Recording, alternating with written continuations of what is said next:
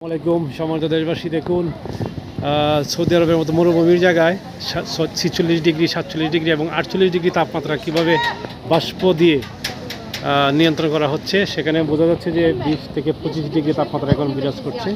মানে ঠান্ডা একটা শীতের যে আবহাওয়াটা সেটা এখন এরকমই মানে একটা ফিল হচ্ছে, একদম অল্প, খুব ঠান্ডা, খুব মনোরম পরিবেশ। সবাই ঘুরতেছে, বোঝা যাচ্ছে না যে এত ডিগ্রি তাপমাত্রা এখানে।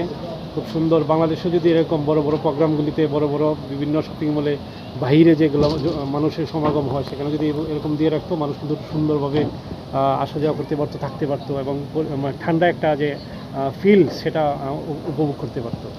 খুব সুন্দর পুরোটা মেলা, দেখেন কত সুন্দর।